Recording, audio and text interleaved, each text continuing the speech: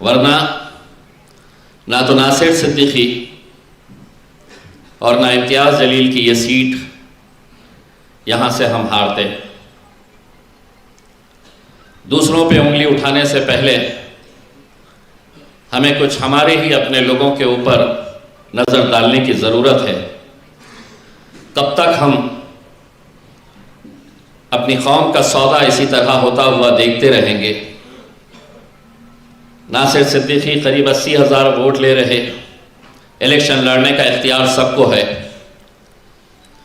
नासिर 80 ले रहा, मैं 90 ले रहा हूँ, और कोई उम्मीदवार मैदान में उतरकर 90 की जगह 80 ले रहा, 70 ले रहा, 60 ले रहा, 50 ले रहा, तो भी हम समझ सकते हैं ये इलेक्शन लड़ने के लिए खड़ा है।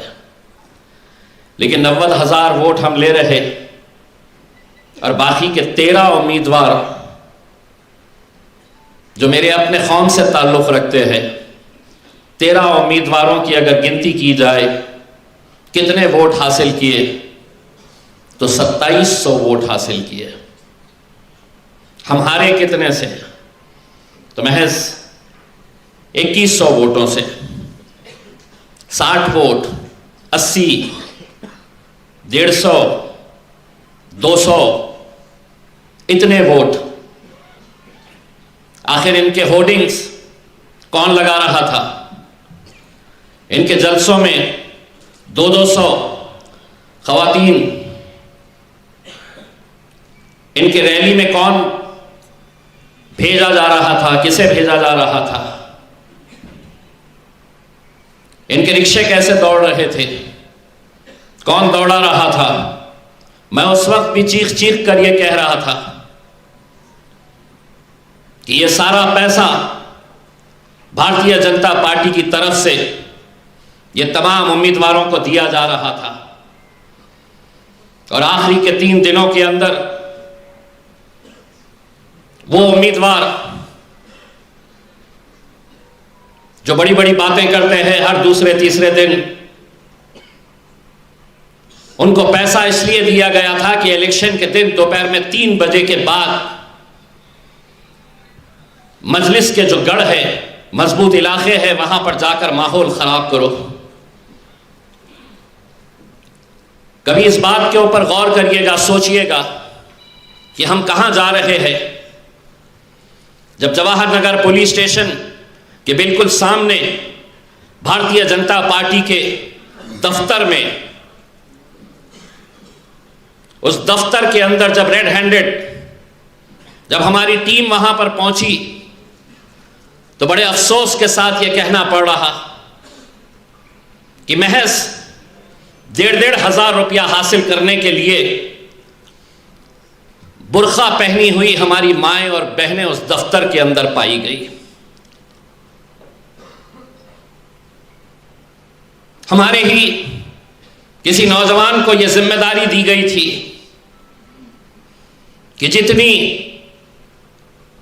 तो मुसलमान औरतों को यहां पर लेकर आएंगे, 500 रुपये कमीशन दिया जा रहा था। 1,500 रुपये वोट खरीदने की कीमत दी जा रही थी। इख्तिलाफ आपका मुझसे हो सकता है, इख्तिलाफ नासिर सिद्दीकी साहब के साथ हो सकता है, लेकिन 5 साल जो कौम का इतना बड़ा नुकसान किया गया है, उस दौर के अंदर जहां पर चुनकर आने के फौरन बाद भारतीय जनता पार्टी के कुछ नेता किस तरह की बयानबाजी कर रहे हैं,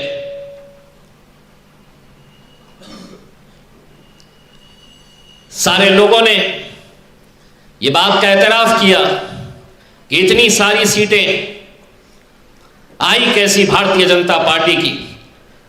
कोई ईवीएम पर सवाल उठा रहा, आखिरी घंटे में जो वोटिंग में धांधलियां की गई, ये सवाल उठाए जा रहे। इसको डाइवर्ट करने के लिए बड़ी ही चालाकी के साथ अजमेर शरीफ की दरगाह का मुद्दा लाया गया और मीडिया से कहा गया कि अब इलेक्शन की बेईमानी के बारे में चर्चा नहीं होगी, अब अजमेर शरीफ की दरगाह चर्चा का मुद्दा बनाया जाए करके। मैं उस हुकूमत से यह कहना चाहता हूं, किराड़पुरे की राम मंदिर को बचाने के लिए अगर इम्तियाज जलील जा सकता है तो अजमेर शरीफ की दरगाह बचाने के लिए भी हम जा सकते हैं।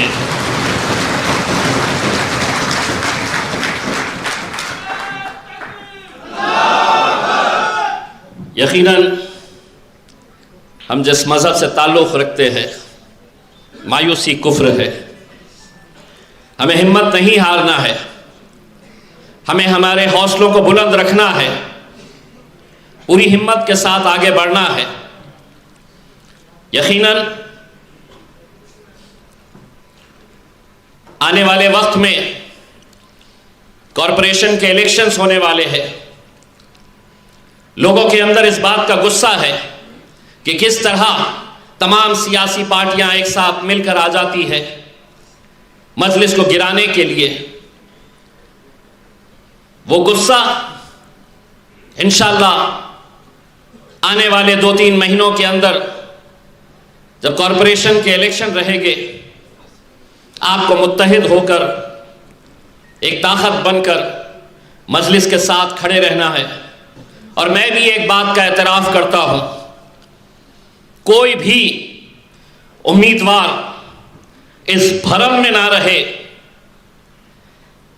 ये सोच अपने दिमाग से निकाल दे कि अगर इम्तियाज जलील को 91,000 वोट मिले हैं, नासिर सिद्दीकी को 80,000 के करीब वोट मिले हैं, तो ये हमारे वोट नहीं है, ये बैरिस्टर असदुद्दीन अवैसी और अकबरुद्दीन अवैसी साहब के वोट हैं।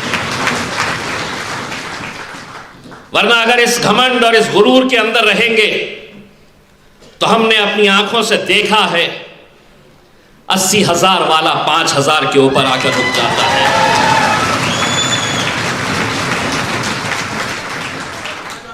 ये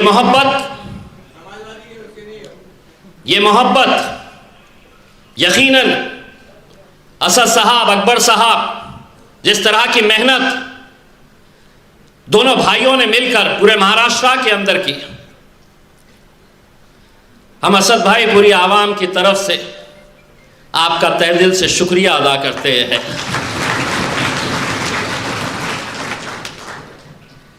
आने वाला वक्त मजलिस के लिए अच्छा वक्त रहेगा, मजबूती के साथ आगे बढ़ेंगे। आज गिरे हैं, फिर उठेंगे, फिर खड़े रहेंगे और अब चलेंगे नहीं, दौड़ेंगे इंशाअल्लाह। बहुत बहुत शुक्रिया।